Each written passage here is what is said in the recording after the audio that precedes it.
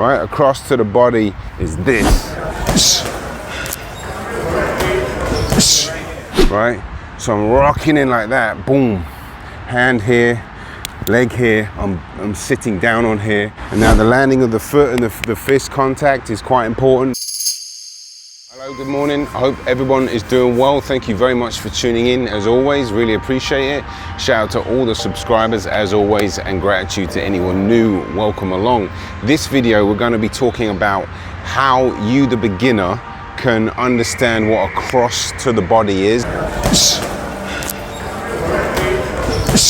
Now a cross is your backhand. It comes across your body, right? It's actually quite a dangerous punch by itself, but the cross to the body is a little bit of technique involved. There's a little step you have to take, and there's a few little nuances to the punch that will help you really throw it and land it better. And I'm also going to get into how you can practice it and how you can actually throw a safer punch to start off with. Let's go. Boxing. All right, so a cross to the body. It's actually a very useful punch. It's quite a powerful punch. Obviously, a cross, your backhand is arguably your most powerful punch because you can put your whole rotation through it. Yes, you can do that with a left hook, obviously, and uppercuts are very powerful, but a cross to the body or a cross to the head in general are very powerful punches. They do require a little bit of setting up, right? Meaning, you know, using your jab to either blind your opponent or get your range. But, you know, this channel is for beginners, and I know the beginners are watching. Sometimes I get a little bit carried away and sometimes I go through the levels, but you know, I'm doing that because I truly believe that, you know, even when you're first starting out, there's punches that you can do, or there's levels that aren't that far away from you. And I like to grab a beginner by the scruff of the neck and go, you can do it, you know? So if you get a bit overwhelmed with some of the stuff that I do, hang in there because I'm gonna break it down so you can really understand it. But in this video, as I said, I'm gonna explain to you just how and why and when you should throw the cross to the body. So let's get into the technique of it. Hopefully you can see me okay. I'm gonna bring up some clips from the gym as well, where I was in there the other day. It's only in a vertical angle, but you know, essentially, you should be able to see the technique and what I'm talking about. There's a bit of audio as well, but a cross obviously is this, right? A cross to the body is this. Now, there's a couple of little steps, and I'm going to change the angle very soon to zoom in and show you with a bit more light on what to do. But essentially, there's a few components that you need to do and need to make sure. You need to obviously make sure that you are balanced, right? This is going to be really important. Why? Because you usually want to step when you're crossing, right? When you step with the cross like that, right? Because it is a punch that's usually a little bit farther away, you know, you have to either step in with the jab, right? But if you don't do that, which you don't have to, it's definitely advisable, but you're gonna wanna step in with your front foot, right? For sure. Unless it really does depend on where your opponent is and if you're practicing on whatever you're doing. So I'm not trying to say one is wrong and one isn't. Arguably, or usually, excuse me, you want to step in with your front foot, right? So I'm going to step like this. I'll do it very slowly. If I'm crossing, I'm going to step like this, and the swing that I'm coming in with is like this, right? Boom. That back leg can take a little step. It's going to be a little bit harder from a technical standpoint because you are moving here and you're planting this, right? And you're already down here, but it can be done. Boom. It's a little harder. So if you are practicing on the bag, start off by just keeping your feet still, keeping your back foot still. You could even just drop down, shoot like that, right? Drop, boom. That's acceptable. It is, it can be done. Pardon the train. But essentially what I like to do and what I would recommend is to get that swing, right? Why? Because you're getting a bit more motion in.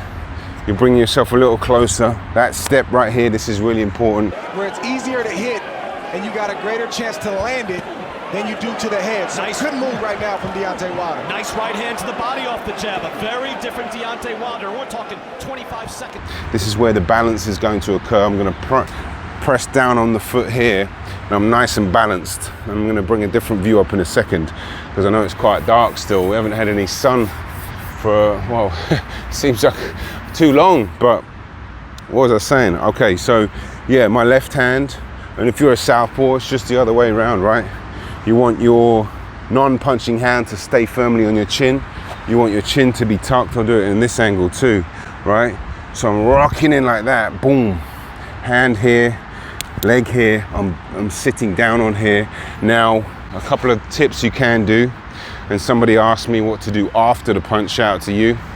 And I'll get into that in a minute, but from a technique standpoint, right, I'm right here, as I said, a jab upstairs is better, to be honest. I'm throwing a jab up here, you don't have to land it here, and then boom, the cross, straight, chin down.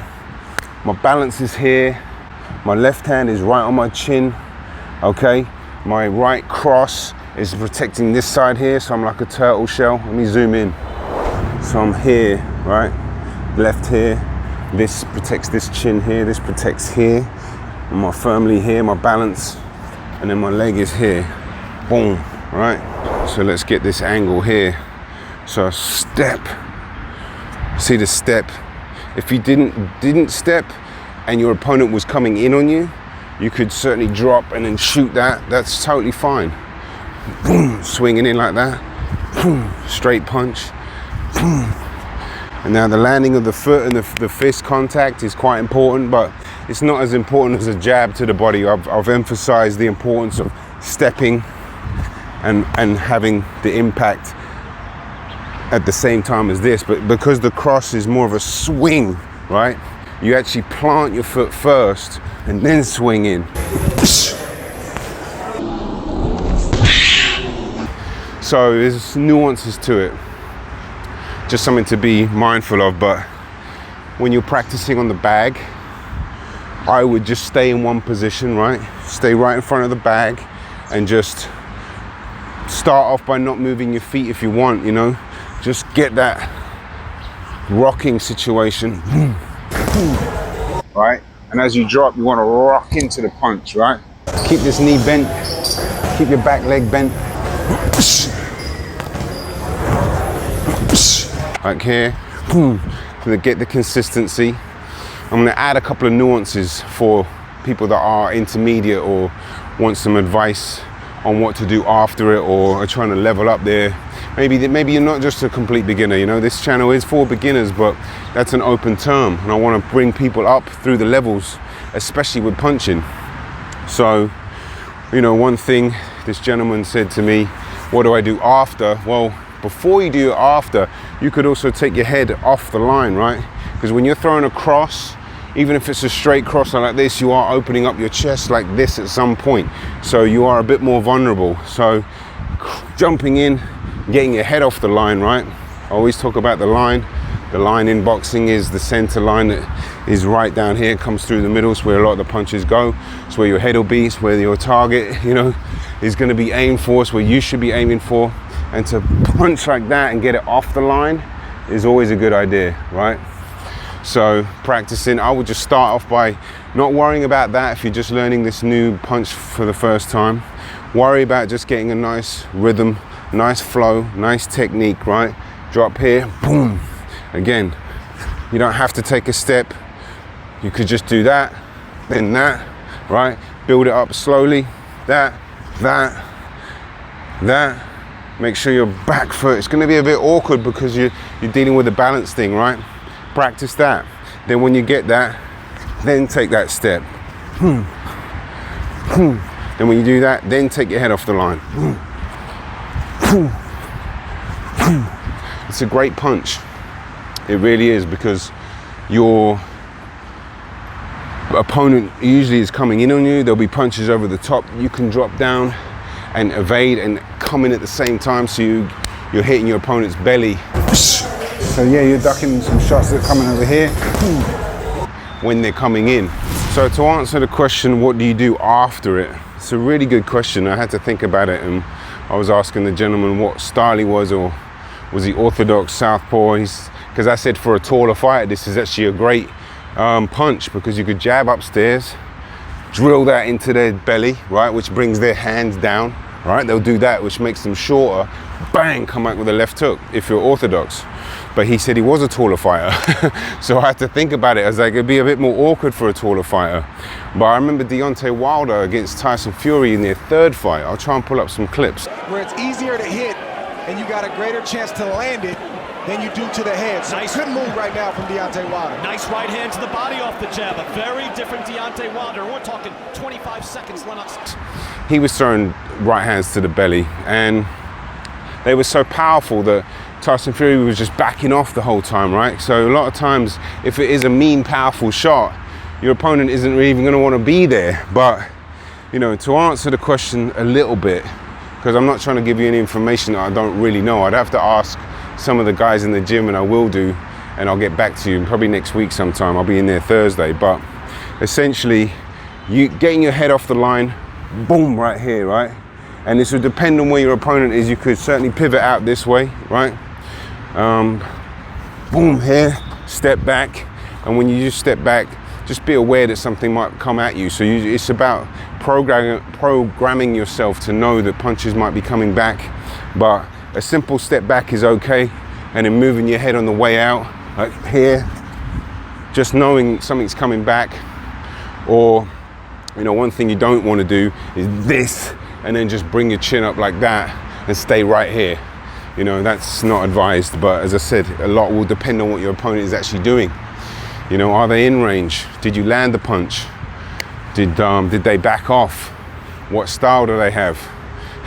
You know, because a right uppercut, if you're orthodox, would be a bad punch for you, against you. I'm like, right here, you could get uppercutted on the way out or on the way in. It's not an easy answer, but you know, just be mindful, but practice the punch as best as you can. Get the technique down, get the rhythm down.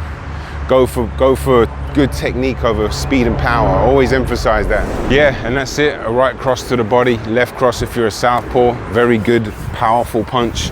Excellent punch to mix up the attack, and just a superb punch to, you know, do a lot of damage. And to bring in other punches if you do land that. Like I said, a left hook is definitely there against a taller fighter, or even a shorter fighter. Really it depends on the situation. But yeah, it's a good punch, but it does require a bit of practice, because it's not that straightforward, because your legs are involved and the swing as well, keeping your balance, boom, you know, keeping that punch straight, turning the shot here, boom, getting your head off of the line if you need to, like that, right? That wasn't a great example, but here, boom. So if any shot does come here, or if he's throwing an uppercut, boom, you're just sort of preempting any danger. And as I said, if you're trying to come out, stepping out and moving your head as soon as you come out, that's important. But let me know in the comments if this made sense, or if you need any extra help. I've got a ton of videos. I've got a video on head movement coming this week as well, full videos. I'll do a bunch of other shorts as well. I just in the process of doing this Discord server and the Patreon, so you guys can join the community and ask me questions on a daily. That is halfway done at the moment. So yeah, got a ton of exciting stuff, and I just want to keep pushing out videos to help people. And you know, I'm always available for any questions and stuff like that. So just keep doing what you're doing, keep getting better, and try to get the best out of yourself, which is a big part of this channel.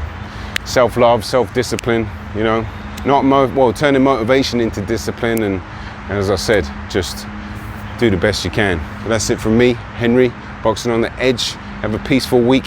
Thank you. Boxing. On it.